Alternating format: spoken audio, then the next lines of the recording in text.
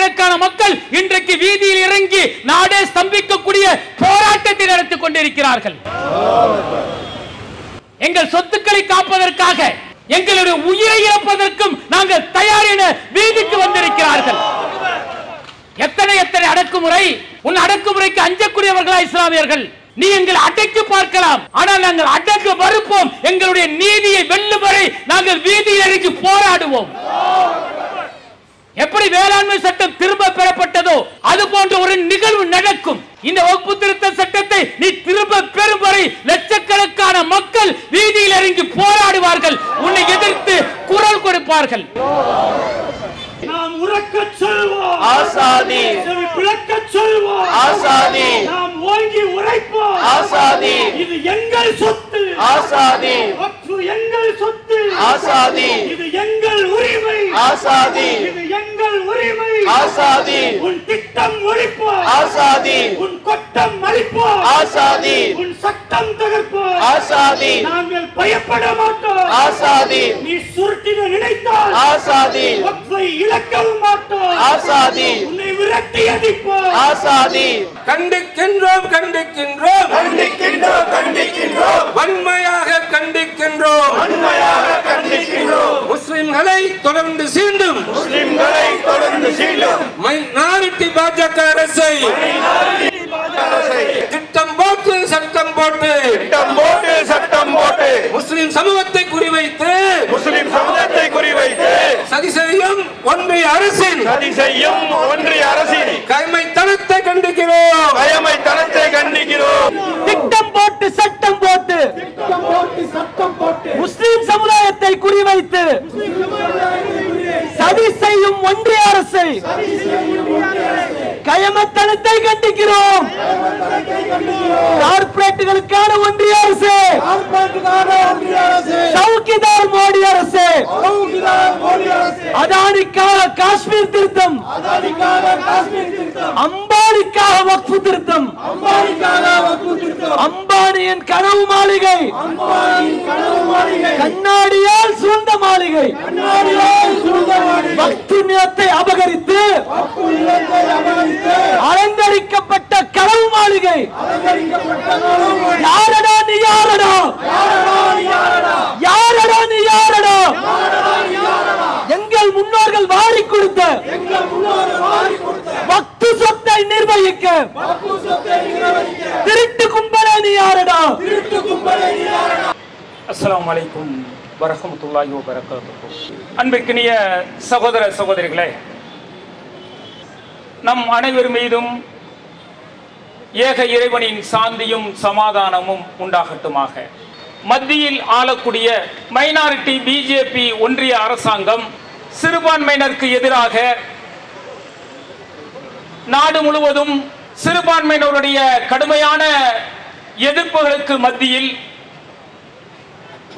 இரவோடு இரவாக இஸ்லாமினுடைய வக்ஃபு சொத்துக்களை அபகரிக்க வேண்டும் என்கின்ற அந்த திருட்டு எண்ணத்தோடு நள்ளிரவில் மக்களவையிலும் மாநிலங்கள் அவையிலும் இன்றைக்கு வக்ஃபு திருத்த சட்டத்தை கொண்டு வந்திருக்கிறது. இந்த சட்ட திருத்தம் என்பது இன்றைக்கு நாடு முழுவதும் வாழக்கூடிய சிறுபான்மையான இஸ்லாமியர்களிடத்தில் பெரும் கோபத்தையும் பெரும் எழுச்சியையும் ஏற்படுத்தி வட மாநிலங்கள் மட்டுமல்லாமல் தென் மாநிலங்களிலும் தமிழகத்திலும் பல்வேறு இடங்களில் லட்சக்கணக்கான இஸ்லாமியர்கள் வீதிக்கு வந்து போராடக்கூடிய நிலை உருவாகி இருக்கிறது. மத்தியில் ஆளக்கூடிய பிஜேபி அரசாங்கம் இந்தியாவில் இஸ்லாமியர்களை இரண்டாம் தர குடிமக்களாக மாற்ற வேண்டும், அவர்களுடைய உரிமைகளை மெல்ல மெல்ல பறிக்க வேண்டும் என்பதற்காக பல்வேறு அடக்குமுறை சட்டங்களை கொண்டு வருவதை நீங்கள் அறிவீர்கள். கடந்த 10 ஆண்டுகளில் பொது சிவில் சட்டம் என்றும் முத்தலாக் சட்டம் என்றும் குடியுரிமை திருத்த சட்டம் என்றும் பல்வேறு அடக்குமுறை சட்டங்களை இஸ்லாமியர்களுக்கு எதிராக கொண்டு வந்த பிஜேபி அரசாங்கம் முதல் முறையாக இந்த வக்ஃபு திருத்த சட்டத்தில் மிகப்பெரிய தோல்வியை சந்தித்திருக்கிறது. இன்றைக்கு அந்த அரசாங்கம் சட்டத்தை நிறைவேற்றி இருக்கலாம். பல்வேறு சட்டங்களை நாடாளுமன்றத்தில் நிறைவேற்றும் பொழுது அது தனி மெஜாரிட்டியாக அந்த அரசாங்கம் நிறைவேற்றியது. ஆனால் இந்த வகுப்பு திருத்த சட்டத்தை முதலாக மசோதாவாக நாடாளுமன்றத்தில் தாக்கல் செய்யப்பட்ட பொழுது 233க்கும் மேற்பட்ட நாடாளுமன்ற உறுப்பினர்கள் அனைத்து எதிர்க்கட்சியினரும் மிக கடுமையாக மக்களவையை திகைக்கக்கூடிய அளவிற்கு கடுமையான எதிர்ப்பை தெரிவித்ததன் விளைவாக முதல் முறையாக பிஜேபி அரசாங்கம் இஸ்லாமியர்களை அடக்கக்கூடிய அந்த சட்டத்தில் இருந்து, அந்த அடக்குமுறையில் இருந்து பின்வாங்கி நாடாளுமன்ற கூட்டுக்குழு ஒன்றை அமைத்து அது விசாரணை செய்த பிறகுதான் இதை நாங்கள் சட்டமாக்குவோம் என்று பின்வாங்கி செல்லக்கூடிய ஒரு நிலை இந்த வகுப்பு திருத்த சட்டத்தில் ஏற்பட்டது. அது அவர்களுக்கு ஏற்பட்ட முதல் தோல்வி. என்ன செய்தார்கள்? நாடாளுமன்ற குழு 31 உறுப்பினர்கள் கொண்டது. ஜெகதாம்பிகா தலைமையில் இந்த நாடாளுமன்ற கூட்டுக்குழு நாடு முழுவதும் இருக்கக்கூடிய ஒவ்வொரு மாநிலங்களிலும் அந்த மக்களிடத்தில் இருக்கக்கூடிய கருத்துக்களை கேட்போம். ஒவ்வொரு மாநிலங்களிலும் இஸ்லாமிய இயக்கங்களின் முக்கிய நிர்வாகிகளை அழைப்போம், வக்ஃப் போர்டு நிர்வாகிகளை அழைப்போம். அவர்களிடத்தில் திருத்தங்களை பற்றி கூறி அவர்கள் என்ன கருத்துக்களை சொல்கின்றார்களோ அந்த கருத்துக்களை உள்வாங்கி என்ன மாற்றங்கள் செய்ய வேண்டுமோ அந்த மாற்றங்களை செய்து இதை நாங்கள் மீண்டும் சட்டமாக்குவோம் என சொல்லி ஆளக்கூடிய ஒன்றிய பிஜேபி அரசாங்கம் நாடாளுமன்ற கூட்டுக்குழுவை அமைத்தது. அதில் 30 பேர் உறுப்பினர்கள். ஆர் ராஜா, அப்துல்லா போன்ற எதிர்க்கட்சி தலைவர்கள் எல்லாம் அதில் உறுப்பினராக இருந்தார்கள். ஏப்ரல் 4ஆம் தேதி வரை அதற்கு கால அவகாசம் கொடுக்கப்படுகிறது. அந்த கூட்டுக்குழு உறுப்பினர்கள் ஒவ்வொரு மாநிலத்துக்கும் சென்று மக்களுடைய கருத்துக்களை கேட்டு அதன் பிறகு திருத்தங்கள் செய்து அது மசோதாவாக சபாநாயகரிடம் தாக்கல் செய்யப்பட வேண்டும் என்பதுதான் அந்த கூட்டுக்குழுவின் விதிமுறை. ஆனால் பெயரளவிற்கு நாடாளுமன்ற கூட்டுக்குழு அமைக்கப்பட்டது. அதில் இருக்கக்கூடிய உறுப்பினர்கள் பல்வேறு மாநிலங்களுக்கு சென்று கருத்துக்களை கேட்டுக் கொண்டிருக்கக்கூடிய தருணத்தில் அந்த கூட்டுக்குழுவின் தலைவர் ஜெகதாம்பிகா என்ன சொல்கிறார்? உங்களுக்கு 48 மணி நேரம் தருகின்றேன், அதற்குள் உங்களுடைய கருத்துக்களை நீங்கள் சொல்ல வேண்டும். இல்லை என்று சொன்னால் இந்த அறிக்கையை நான் சபாநாயகரிடம் சமர்ப்பித்து விடுவேன் என்று அதிரடியாக உத்தரவு போடுகின்றார். அந்த கூட்டுக்குழுவில் இருக்கக்கூடியவர்கள் எல்லாம் நாடாளுமன்ற சபாநாயகர் எடுத்து போய் சொல்றாங்க, ஏப்ரல் 4ஆம் தேதி வரைக்கும் கால அவகாசம் இருக்கிறது, மக்களுடைய கருத்துக்களை கேட்டுத்தான் இதில் மாற்றங்கள் செய்துதான் சட்டமாக்கப்பட வேண்டும். கோடான கோடி நபர்கள் இணையதளம் மூலம் தங்களுடைய கண்டனங்களை இதன் மூலம் பதிவு செய்திருக்கிறார்கள். அதையெல்லாம் நீங்கள் கவனத்தில் எடுத்துக் கொள்ள வேண்டும். ஆனால் இந்த கூட்டுக்குழுவின் தலைவர் உடனடியாக அந்த அறிக்கையை சமர்ப்பிக்க துடிக்கிறார். இது எங்களுடைய கருத்துக்களை, எங்களுடைய சுதந்திரமான கருத்துக்களை பதிவு செய்வதற்கு இது தடையாக இருக்கிறது என்று சொல்லி நாடாளுமன்ற சபாநாயகரிடம் எல்லா எதிர்க்கட்சி உறுப்பினர்களும் புகார் அளிக்கிறார்கள். நீதி கிடைக்குமா? பாசிச சிந்தனை கொண்டவர்கள் தானே ஆட்சி செய்கிறார்கள். அந்த சிந்தனை கொண்டவர் தானே சபாநாயகராக இருக்கிறார். அவரிடத்தில் போய் நீதி கேட்டால் யார் நீதி கேட்கிறார்களோ அவர்களையே ஒரு நாள் முழுவதும் அந்த நாடாளுமன்றத்தில் இருந்து சஸ்பெண்ட் செய்கிறார் என்று சொன்னால் இவர்களுடைய நோக்கம் புரிகிறதா? கருத்துக்கள் கேட்பது என்பது கண் துடைப்பு. கண் துடைப்புக்காகத்தான் இந்த நாடாளுமன்ற கூட்டுக்குழுவை நாங்கள் அமைத்திருக்கின்றோம். உங்களுடைய கருத்துக்கள் எங்களுக்கு தேவையில்லை, நாங்கள் எதை நினைக்கின்றோமோ அதை சட்டமாக்குவோம் என்கின்ற அந்த மமதை அவர்களிடத்தில் இருந்தது. திடீரென அறிவிக்கிறார்கள் ஏப்ரல் 4ஆம் தேதி வரைக்கும் டைம் இருக்கு. ஆனால் மார்ச் 23ஆம் தேதியே சொல்கிறார்கள் இதோ 655 பக்க இந்த அறிக்கை இருக்கிறது. இந்த கூட்டுக்குழுவில் இருக்கக்கூடிய எதிர்க்கட்சி உறுப்பினர்கள் நாளை காலை 10 மணிக்குள் இது என்ன மாற்றங்கள் செய்ய வேண்டும் என நீங்கள் சொல்ல வேண்டும், இதுதான் உங்களுக்கு கடைசி நேர வாய்ப்பு என்று சொல்கிறார்கள். ஆர் ராஜா உட்பட பல்வேறு நாடாளுமன்ற உறுப்பினர்கள் அதிர்ச்சி அடைகிறார்கள். ஏன்னா ஒரு 655 பக்க அறிக்கையை தர்ற நைட்டு 10 மணிக்கு கொடுக்கிற, காலையில 10 மணிக்கு என்னென்ன மாற்றங்கள் செய்ய வேண்டும் என்று அறிக்கை சமர்ப்பிக்குமாறு கேட்கிறாய். அது எப்படி சாத்தியமாகும்? மிக கடுமையாக கண்டனங்களை தெரிவிக்கின்றார்கள். எவ்வளவு தொடர்ச்சியான கண்டனங்களை தெரிவித்தாலும், எவ்வளவு அதிருப்திகளை தெரிவித்தாலும், அந்த நாடாளுமன்ற குழு தலைவராக இருக்கக்கூடிய ஜெகதாம்பிகா அதை காதில் வாங்கிக் கொள்ளாமல் என்ன செய்தார் தெரியுமா? இந்த கூட்டுக்குழுவில் 30 பேர் இருக்கிறார்கள், 16 பேர் இந்த திருத்தத்திற்கு ஆதரவு அளித்திருக்கிறார்கள், 16 பேர் எதிராக இருக்கிறார்கள் என்று சொல்லி அறிக்கையை சபாநாயகரிடம் போய் சமர்ப்பிக்கிறார்.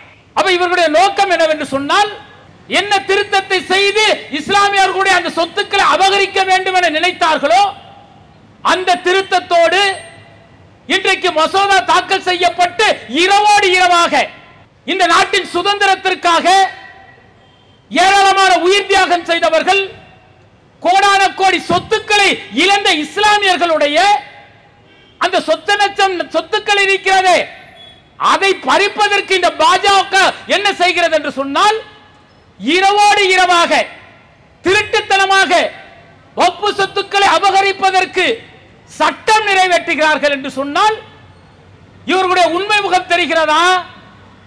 இந்த இஸ்லாமிய இடத்தில் சொத்துக்கள் நிறைய இருக்கிறது. இந்திய ராணுவத்திற்கு பிறகு, இந்தியாவில் இருக்கக்கூடிய மிகப்பெரிய ரயில்வே துறைக்கு பிறகு அதிகம் சொத்து வைத்திருக்கக்கூடிய ஒரு துறை என்று சொன்னால் இது இஸ்லாமிய வக்ஃப் வாரியம் தான். சுமார் 8.75 லட்சம் சொத்துக்கள் இதற்கு இருக்கிறது. இந்த சொத்துக்களை அபகரிக்க வேண்டும் என்கின்ற ஒரே நோக்கத்திற்காக இரவோடு இரவாக இவர்கள் இன்றைக்கு இந்த மசோதாவை சட்டமாக்கி இருக்கிறார்கள் என்றால் இவர்களுடைய உண்மை முகம் என்ன தெரியுமா? இஸ்லாமியர்களை வீதியில் நிறுத்த வேண்டும், இஸ்லாமியர்கள் சொத்துக்களை பறிப்பதற்கு இந்த திருத்தத்தின் மூலம் அத்தனை நடவடிக்கைகளையும் நாங்கள் எடுப்போம் என்பதை சர்வாதிகாரமாக காட்டியிருக்கிறார்கள். நாடாளுமன்றத்தில் மசோதா தாக்கல் செய்யப்படுகிறது, எதிர்க்கட்சி உறுப்பினர்கள் கடுமையாக கண்டனங்களை தெரிவிக்கிறார்கள். என நீ செய்யக்கூடிய இந்த திருத்தத்தின்படி வக்ஃப் வாரியத்தில் இஸ்லாமியர்கள் அல்லாதவர்கள் உறுப்பினர்களாக சேர்க்கப்படுவார் என்று சொல்கின்றாயே, இன்றைக்கு கட்டப்பட்டு இருக்கக்கூடிய அந்த ராமர் கோயிலில் நீ இஸ்லாமியர்களை உறுப்பினர்களாக சேர்ப்பாயா என்று கடுமையான கேள்விகளை எழுப்புகிறார்கள். கபில் சிபில் போன்றவர்கள் கடுமையான கண்டனத்தை தெரிவிக்கிறார்கள். கபில் சிபில் கேட்கிறார், நீ இஸ்லாமியருக்கு எதிராக எத்தனை அடக்குமுறைகளை செய்கின்றாய்? பொது சிவில் சட்டத்தை கொண்டு வந்தாய், முத்தலாக் சட்டத்தை கொண்டு வந்தாய், காஷ்மீர் சட்டத்தை ரத்து செய்தாய், குடியுரிமை திருத்த சட்டத்தை கொண்டு வந்தாய், இப்போது வக்ஃப் திருத்த சட்டத்தை கொண்டு வந்திருக்கின்றாய். அடுக்கடுக்கான திருத்தங்களை கொண்டு வந்து அவர்களை அடக்க நினைத்தாலும் அணு அளவு கூட இஸ்லாமியர்கள் அஞ்சவில்லையே, அதை பார்த்து உனக்கு கொஞ்சம் கூட பயம் இல்லையா என்று நேரடியாக கேட்கிறார் கபில் சிபில். காரி உமிழ வேண்டிய வேற்றால் அது. எத்தனை அடக்குமுறைகளை இஸ்லாமியர் மீது திணிக்கின்றாய்? நீ திணிக்கிறாய் என்பதற்காக அவர்கள் அஞ்சுகிறார்களா? அவர்கள் பயந்து ஒதுக்குகிறார்களா? நீ எத்தனை அடக்குமுறைகளை செய்கின்றாயோ அத்தனைக்கும் எதிராக வீதியில் நின்று போராடுகிறார்களே, அவர்களுடைய மன வலிமை உனக்கு அச்சத்தை ஏற்படுத்தவில்லையா? கபில் சிபிலுடைய கேள்வி. பார்லிமென்ட்டில் சொல்றார் அமித்ஷா, இஸ்லாமியர்களுக்கு இது பாதுகாப்பான சட்டம் என்கிறார். கிரண் ரிஜிஜு சொல்கிறார், இந்த திருத்தம் இஸ்லாமியர்களுக்கு பாதுகாப்பானது, பெண்களின் உரிமையை பாதுகாக்கக்கூடியதுங்கிறான். சொல்றவன் யார் தெரியுமா? சிறுபான்மையின் நலன் காக்கிறோம் என்று சொல்லக்கூடிய அமித்ஷாவோ, பெண்களுக்கு பாதுகாப்பு தரக்கூடியது என்று சொல்லக்கூடிய கிரண் ரிஜிஜு எத்தனை அநியாயங்களை செய்திருக்கிறார்கள் தெரியுமா? நாடு சுதந்திரம் அடைந்து 75 ஆண்டுகள் மேலாகிறது. இந்த 75 ஆண்டுகளில் எந்த கட்சி ஆளும் கட்சியாக இருக்கிறதோ அந்த ஆளும் கட்சியில் குறிப்பிட்ட சில நாடாளுமன்ற உறுப்பினர்கள் இஸ்லாமியர்களாக இருப்பார்கள். இதுதாங்க இந்திய வரலாறு. இந்த 75 ஆண்டுகளில் முதல் முறையாக என்ன அநியாயம் நடந்திருக்கிறது தெரியுமா? ஆளக்கூடிய பிஜேபி அரசாங்கத்தில் 230க்கும் மேற்பட்ட நாடாளுமன்ற உறுப்பினர்கள் இருக்கிறார்கள். அதில் ஒருவர் கூட, ஒரு எம்பி கூட இஸ்லாமியர்கள் கிடையாது. இவன் சொல்றான் சிறுபான்மையோட நலனை காப்பதற்காக, சிறுபான்மையுடைய மேம்பாட்டிற்காக நாங்கள் இந்த திருத்தங்களை கொண்டு வருகிறோம் என்று சொல்கின்றான். இந்தியாவில் மிகப்பெரிய மாநிலம் உத்தரப்பிரதேசம். அதிக இஸ்லாமியர்கள் இருக்கக்கூடிய மாநிலம் என்று சொன்னால் உத்தரப்பிரதேசம் தான்.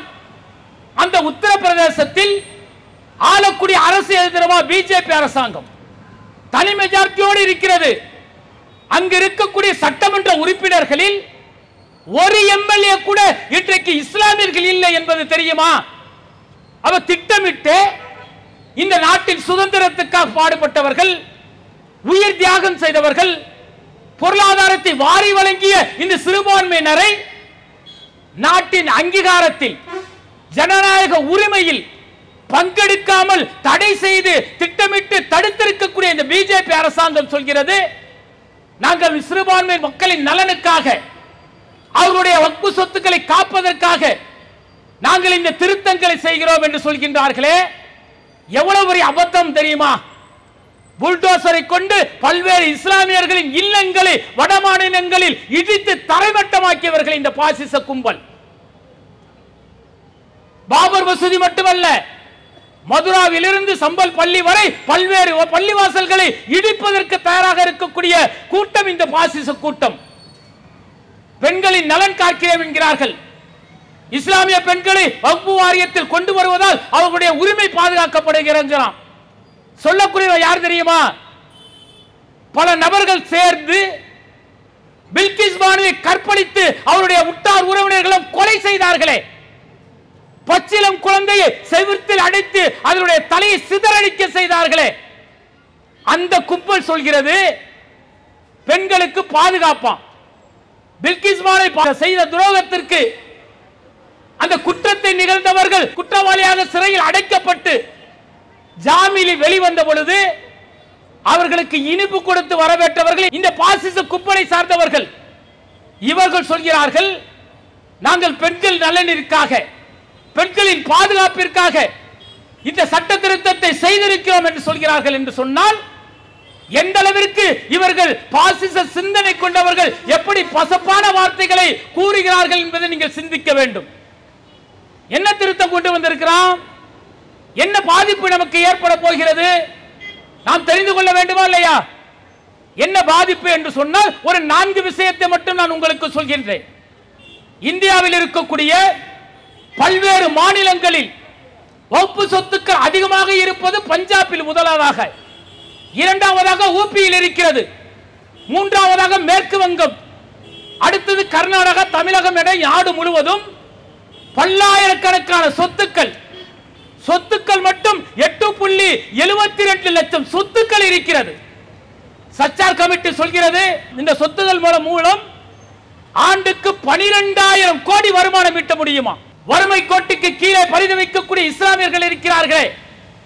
மதுரை பகுதியை பற்றி சச்சார் கமிட்டி சொல்லும் பொழுது ஒரு கழிவறையை 200 பெண்கள் பயன்படுத்தக்கூடிய நிலையில் இஸ்லாமியர்கள் இருக்கிறார்கள் என்று நிலைமையை பற்றி அவர் சொல்கின்றார். அப்படி வறுமை கோட்டிற்கு கீழே இருக்கக்கூடிய இஸ்லாமியர்களுக்கு இந்த வக்ஃபு சொத்தில் இருந்து வரக்கூடிய வருமானம் இருக்கிறதே, அதை கொண்டு அவர்களுக்கு நிவாரணம் கொடுத்தால் அவர்கள் கஷ்டமில்லாமல் பொருளாதாரத்தில் முன்னேற்றம் அடைவார்கள் என்று சொல்லக்கூடிய அளவிற்கு வக்ஃபு சொத்துக்கள் 8.72 லட்சம் கோடி சொத்துக்கள் இருக்கிறது. இந்த சொத்துக்களை என்ன செய்யறான் தெரியுமா? என்னடா இது, ராணுவத்திற்கு அப்புறம் இந்திய ரயில்வே துறைக்கு பிறகு மிகப்பெரிய சொத்துக்களை இவர்கள் வைத்திருக்கிறார்களே, இந்த சொத்துக்களை புடுங்கி அதானிக்கும் அம்பானிக்கும் கொடுக்க வேண்டும், அரசாங்கம் தன்னுடைய கட்டுப்பாட்டில் எடுத்துக்கொள்ள வேண்டும் என்பதற்காக பல்வேறு திருத்தங்களை செய்கிறார்கள். அது மிகப்பெரிய அபத்தமான திருத்தம் என்ன தெரியுமா? இந்த சொத்துக்கள் எல்லாம் நம்முடைய முன்னோர்கள், நம்முடைய தாத்தா பாட்டி பாட்டனார் கொடுத்தது. இந்த இஸ்லாத்தில் இருப்பவர்கள், ஏழை உள்ளவர்கள், கைம்பெண்கள், கணவரை இழந்தவர்கள், தொழில் செய்ய வேண்டும் என நினைப்பவர்கள், கல்வி கற்க வேண்டும் என நினைப்பவர்களுக்கு செலவு செய்ய வேண்டும் என்பதற்காக அல்லாஹ்வின் வழியில் அவர்கள் கொடுத்த சொத்துக்களை பள்ளிவாசல் நிர்வாகம் செய்ய வேண்டும், அவர்களுக்கு தேவையான உதவிகளை செய்ய வேண்டும் என்பதற்காக கொடுக்கப்பட்ட சொத்துக்கள் பாதுகாப்பதற்காக வக்ஃபு வாரியம் தொடங்கப்பட்டது. அதில் இஸ்லாமியர்கள் தான் இருக்க வேண்டும். இஸ்லாமியர்கள் தான் ஷரியத்தின் சட்டத்தின்படி, இஸ்லாமியுடைய அந்த வழக்குப்படி அவர்கள் அதை நிர்வகிப்பார்கள் என்ற விதிமுறைக்கு உட்பட்டு இந்த சொத்துக்கள் கொடுக்கப்பட்டது. இதில் என்ன செய்யலாம் தெரியுமா? இந்த வக்ஃபு வாரியத்தில் இஸ்லாம் இல்லாதவர்கள் 2 நபர்கள் அதில் உறுப்பினராக சேரலாம் என்று சொல்லி இருக்கின்றான். ஒரு 12 பேர் இருக்கிறாங்கன்னு வச்சுக்கோங்க, அதுல 2 பேர் இஸ்லாம் அல்லாதவர்கள் இருக்க வேண்டுமா? அதோடு மட்டும் முடிக்கிறாங்க. அவன் அந்த 2 நபர்கள் அந்த வக்ஃபு வாரியத்துக்கு தலைவராக இருப்பார்களே, அவர் இஸ்லாமியர் மட்டும் வர வேண்டிய கட்டாயம் அல்ல. இந்த மாற்று மத சகோதரர்கள் 2 பேர் உறுப்பினராக சேர்க்கப்படுகிறார்களே, அவர்களும் தலைவராக வரலாம் என்ற ஒரு திருத்தத்தை செய்கிறார்கள். இதனால என்ன பாதிப்பு தெரியுமா? இன்றைக்கு வக்ஃப் போர்டு நிறுவனங்கள் தான், பல நிறுவனம் தான் தமிழகத்தில் இருக்கக்கூடிய, இந்தியாவில் இருக்கக்கூடிய லட்சக்கணக்கான சுன்னத் ஜமாத் பள்ளிவாசல்கள் நிர்வாகம் செய்கிறார்கள். ஆயிரக்கணக்கான மதரசாக்களை நிர்வாகம் செய்து கொண்டிருக்கிறார்கள். அவை இந்த 2 நபர்கள் நிர்வாகத்திற்கு வந்துவிட்டால் காலப்போக்கில் என்ன செய்வான் தெரியுமா? நம்ம காலையில எந்திரிச்சு சுபு தொழுது விட்டு 2 அருள்முறை வசனங்களை ஓதுவது நம்முடைய மார்க்க வழக்கம். மதரசாக்களில் அருள்முறையை ஓதுவது, குர்ஆனை கற்றுக் கொடுப்பது வழக்கம். இப்படி மாற்று மத மக்கள் வந்து விட்டால் என்றால் என்ன செய்வாங்க தெரியுமா? சகோதரத்துவம் என்பார்கள், மத நல்லிணக்கம் என்பார்கள். காலையில 2 குர்ஆன் வசனங்களை ஓதுகின்றீர்களே, 2 பகவத்கீதை வசனத்தை ஓதுங்கள் சொல்லுவான். மதரசாக்கு வருவான், குர்ஆனை கற்றுக் கொடுக்கிறீங்களா, 2 திருக்குறளை காலையில ஓத சொல்லி கற்றுக் கொடுங்களேன் என்று சொல்லுவான். அப்ப நம்முடைய வணக்க வழிபாடுகளில், மார்க்க விஷயங்களில் மெல்ல மெல்ல உள்ளே புகுந்து நம்முடைய இஸ்லாத்தின் அடிப்படை கொள்கையை தகர்த்தடிக்கக்கூடிய ஒரு நிகழ்வை இன்றைக்கு பாசிசம் செய்கிறது. அரசியல் சாசன சட்டம் 26A என்ன சொல்கிறது? ஒவ்வொரு மாநிலத்திலும் ஒவ்வொரு மதமும் அவர்களுக்கு வழங்கப்பட்டிருக்கக்கூடிய சுதந்திரத்தின்படி வணக்க வழிபாடுகள் செய்யலாம், அவர்களுக்கான சொத்துக்களை நிர்வாகம் செய்யலாம் என்று அரசியல் சாசன சட்டம் வழங்கியிருக்கக்கூடிய அந்த உரிமையை இன்றைக்கு இவர்கள் என்ன செய்கிறார்கள்? அதில் 2 மாற்று மத மக்களை திணிப்பார்களாம், அவர்கள் தலைமை பொறுப்புக்கு வருவார்களாம். அவர்கள் வந்து ஒரு சொத்து பிரச்சனை ஏற்படுகிறது, ஒவ்வொரு பிரச்சனையில் ஒரு சொத்து பிரச்சனை ஏற்படுகிறது என்றால் அதில் அவர்கள் என்ன செய்வார்களாம்? இதை மாவட்ட ஆட்சியருக்கு பரிந்துரை செய்வார்களாம். வக்ஃப் போர்டு தான் தீர்மானிக்கும் இது வக்ஃபு சொத்தா இல்லையா என்பதை. இப்ப யாரு தீர்மானிப்பாவா? மாவட்ட ஆட்சியர் தீர்மானிப்பாராம். மாவட்ட ஆட்சியர் தீர்மானித்த பிறகு என்ன செய்வாராம்? தீர்ப்பாயத்துக்கு அனுப்புவாராம். அங்கு தீர்ப்பாயம் இருக்கிறது. அந்த தீர்ப்பாயத்தின் விதிமுறை என்ன தெரியுமா? ஒரு இஸ்லாமிய லா படித்த முஸ்லிம் சட்ட வல்லுநர் தான் அந்த தீர்ப்பாயத்திற்கு தலைவராக இருக்க வேண்டும் என்று வகுப்பு திருத்த சட்டம் 2003 செய்த அந்த வழிகாட்டுதல் சொல்கிறது. இப்ப இந்த பாசிசம் என்ன செஞ்சிருக்கான் தெரியுமா? அந்த தீர்ப்பாயத்தில் மாவட்ட நீதிபதி அந்த தீர்ப்பாயத்தின் தலைவராக இருப்பார். சரியத்தின்படி சட்டத்தை சொன்னாரே, முஸ்லிம் சட்ட வல்லுநர் இருக்கிறாரே, அவர் தலைவராக இருக்க முடியாது என்று சொல்லி இருக்கிறார்கள். அப்ப வக்ஃபு சொத்துல ஒரு பிரச்சனை என்று வந்தால் இங்க இருக்கக்கூடிய மாற்று மத சகோதரர் என்ன செய்வாரு? மாவட்ட ஆட்சியருக்கு அனுப்பிடுவாரு. மாவட்ட ஆட்சியர் என்ன செய்வார்? தீர்ப்பாயத்துக்கு அனுப்புவாரு. தீர்ப்பாயத்தில் இருக்கக்கூடிய மாற்று மத நீதிபதி தீர்ப்பை எப்படி சொல்வார்? இதைத்தான் இன்றைக்கு உள்ள சட்ட திருத்தம் என்ன செய்கிறது தெரியுமா? நமக்கு இருக்கக்கூடிய 8.72 லட்சம் கோடி சொத்துக்களில் 40% 50% சொத்துக்களை அப்படியே அபகரிக்கக்கூடிய அத்தனை திருத்தங்களையும் இன்றைக்கு பிஜேபி அரசாங்கம் செய்திருக்கிறது. அது மட்டுமல்லாமல் 10% சொத்துக்கள் இன்றைக்கு நீதிமன்றங்களில் வழக்காக இருக்கிறது. ஒரு மனிதன் வக்ஃப் போர்டு சொத்துல ஒரு இடத்தில் 12 ஆண்டுகள் அவன் அந்த வக்ஃபு சொத்தில் இருக்கிறான் என்றால் அந்த சொத்துக்கு அவன் உரிமை கொண்டாட முடியுமா? அவன் வழக்கு தொடர முடியுமா? வழக்கு தொடர்ந்தார் என்று சொன்னால் 12 வருஷம் இருந்துட்டால வக்ஃபு சொத்துல அது அவனுக்குத்தான் சொந்தங்கிறான். என்ன தெரியுமா இந்த திருத்தம்? இன்னைக்கு இருக்கக்கூடிய 8.72 லட்சம் கோடி ஏக்கர் நிலங்களில் சொத்துக்களில் 40% மேல் இஸ்லாம் அல்லாதவர்கள், பாசிச சிந்தனை கொண்டவர்கள், தொழில் முதலாளிகள் இன்றைக்கு வகுப்பு சொத்துக்களை ஆக்கிரமித்து வைத்திருக்கிறார்கள். 12 ஆண்டுகளுக்கு மேல் அவர்கள் இருந்திருக்கிறார்கள். அது அவர்களுக்குத்தான் சொந்தம் என சொல்லக்கூடிய திருத்தத்தை இன்றைக்கு பிஜேபி அரசாங்கம் செய்திருக்கிறது. எவ்வளவு பெரிய மோசடி தெரிகிறதா? எவ்வளவு பெரிய அப்பட்டமான திருட்டு கும்பலாக இந்த பிஜேபி இருக்கிறது புரிகிறதா? இவ்வளவு திருத்தங்களை செய்திருக்கிறானுங்க. இவ்வளவு அநியாயங்களை செய்துவிட்டு சொல்கிறான், நாங்கள் சிறுபான்மை மக்களுக்கு ஆதரவாக இருக்கின்றோம். சிறுபான்மை மக்களின் சொத்துக்களை பாதுகாப்பதற்குத்தான் இந்த திருத்த சட்டம் என்று சொல்கின்றானே, இவனுடைய உண்மை முகத்தை மக்களுக்கு சொல்லணுமா இல்லையா? பல்வேறு மாநிலங்களில் எழுச்சி ஏற்பட்டிருக்கிறது, புரட்சி ஏற்பட்டிருக்கிறது. ஆயிரக்கணக்கான மக்கள் இன்றைக்கு வீதியில் இறங்கி நாடே ஸ்தம்பிக்கக்கூடிய போராட்டத்தை நடத்திக் கொண்டிருக்கிறார்கள். எங்கள் சொத்துக்களை காப்பதற்காக, எங்களுடைய உயிரை இழப்பதற்கும் நாங்கள் தயார் என வீதிக்கு வந்திருக்கிறார்கள். எத்தனை எத்தனை அடக்குமுறை! உன் அடக்குமுறைக்கு அஞ்சக்கூடியவர்களா இஸ்லாமியர்கள்? நீ எங்களை அடக்கி பார்க்கலாம், ஆனால் நாங்கள் அடக்க மறுப்போம். எங்களுடைய நீதியை வெல்லும் வரை நாங்கள் வீதியில் இறங்கி போராடுவோம். எப்படி வேளாண்மை சட்டம் திரும்ப பெறப்பட்டதோ அது போன்ற ஒரு நிகழ்வு நடக்கும். இந்த வகுப்பு திருத்த சட்டத்தை நீ திரும்ப பெறும் வரை லட்சக்கணக்கான மக்கள் வீதியில் இறங்கி போராடுவார்கள், உன்னை எதிர்த்து குரல் கொடுப்பார்கள். சில நியாயவான்கள் இருக்கிறார்கள். தமிழக முதல்வர் இஸ்லாமிய சொத்துக்கள் அபகரிக்கப்படுகிறது என்பதை தெல்ல தெளிவாக தெரிந்து கொண்டார். கர்நாடக நிர்வாகம் ஆளக்கூடிய மாநில காங்கிரஸ் அரசு இஸ்லாமிய சொத்துக்களை அபகரிப்பதற்கு இந்த பிஜேபி திட்டத்தை தெரிந்து கொண்டு இன்றைக்கு தமிழகத்திலும் கர்நாடகாவிலும் தீர்மானங்களை நிறைவேற்றி இருக்கிறார்கள். இந்த மசோதாவை நீங்கள் கைவிட வேண்டும். ஒருவேளை இந்த மசோதா நிறைவேற்றப்பட்டு சட்டமாக்கப்பட்டால் நாங்கள் உச்ச நீதிமன்றத்தை அணுகி இதற்கு தடை கோருவோம், இதை நிறுத்த சொல்லுவோம் என சொல்லியிருக்கிறார்கள். இஸ்லாமியர்கள் மட்டுமல்லங்க, இன்றைக்கு பல்வேறு அமைப்புகள், கம்யூனிஸ்டுகள், திமுக, இப்போது கட்சியை தொடங்கிய விஜய், பல்வேறு கட்சிகள் வீதியில் இறங்கி போராடுகிறார்கள். திருமாவளவன் இயக்கங்கள், பல்வேறு நபர்கள் வீதியில் இறங்கி போராடி இந்த பாசிசத்தின் உண்மை முகத்தை தோலுரைப்பதற்கு தயாராக இருக்கிறார்கள். இந்த நேரத்தில் எடப்பாடி அவர்களுக்கு ஒரு கவனத்தில் கொண்டு செய்தியை நாம் சொல்லிக் கொள்கின்றோம்.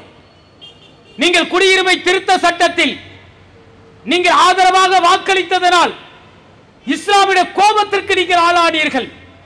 அதன் பிறகு அந்த தவறை நீங்கள் உணர்ந்தீர்கள். ஒவ்வொரு இஸ்லாமிய இயக்கத்தை சந்திக்கும் பொழுதும் நான் மிகப்பெரிய தவறு செய்து விட்டேன், அந்த தவறுக்கு பரிகாரம் என்ன செய்ய வேண்டும் நீங்களே சொல்லுங்கள் என்று இஸ்லாமிய இயக்கங்களை பார்த்து கேட்டிருக்கிறீர்கள்.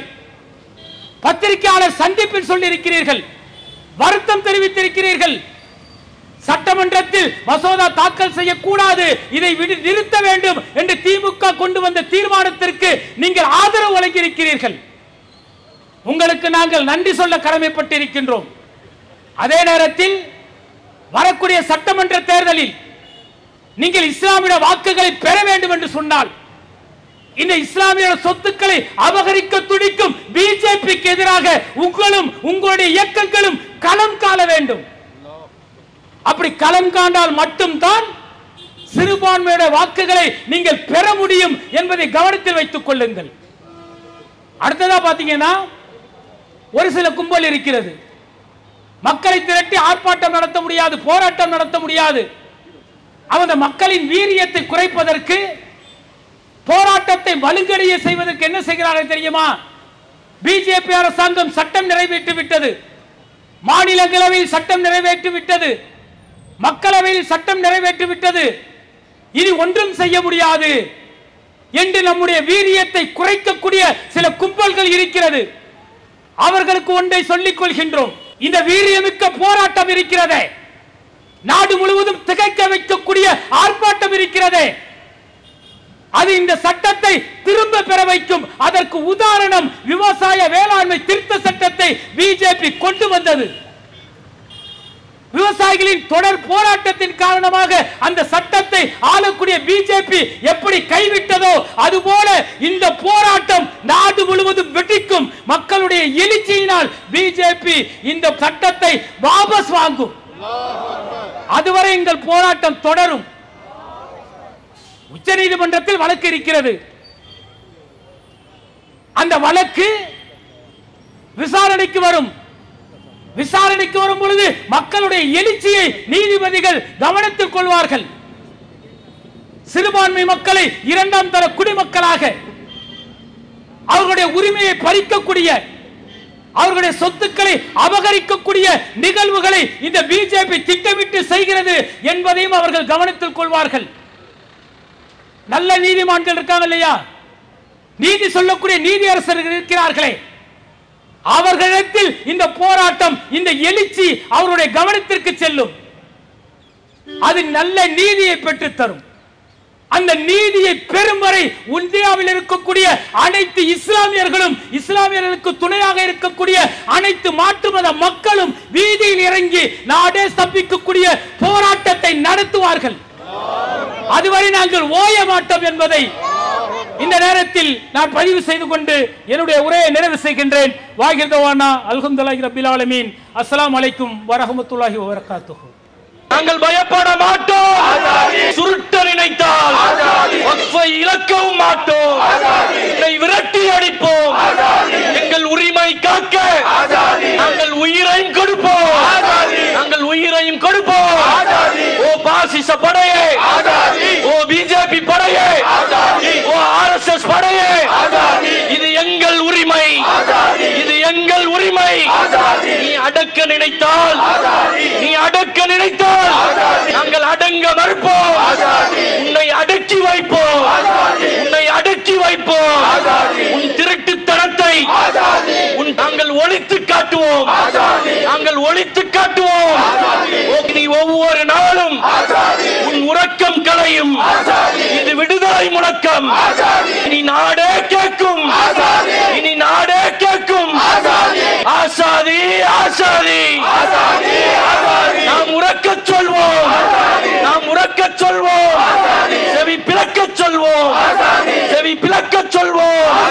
நாம் ஓங்கி உரைப்போம், நாம் ஓங்கி உரைப்போம். இது எங்கள் சொத்து, இது எங்கள் சொத்து. வக்ஃப் எங்கள் சொத்து. உன்னை விரட்டி அடிப்போம், உன்னை விரட்டி அடிப்போம், உன்னை விரட்டி அடிப்போம். எங்கள் உரிமை காக்க, எங்கள் உரிமை காக்க நாங்கள் உயிரையும் கொடுப்போம், நாங்கள் உயிரையும் கொடுப்போம்.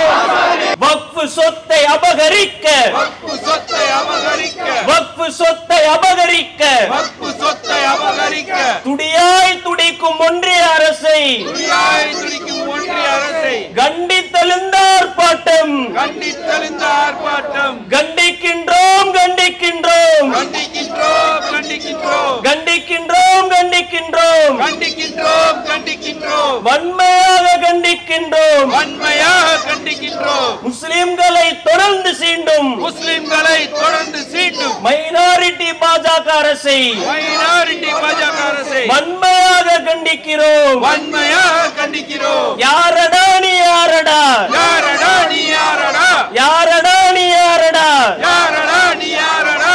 எங்கள் முன்னோர் வாரி கொடுத்த, எங்கள் முன்னோர் வாரி கொடுத்த வக்ஃப் சொத்தை நிர்வகிக்க வக்ஃப் சொத்தை நிர்வகிக்க திருட்டு கும்பலே நீ யாரடா, திருட்டு கும்பலே நீ யாரடா. அல்லாஹு அக்பர், அல்லாஹு அக்பர்.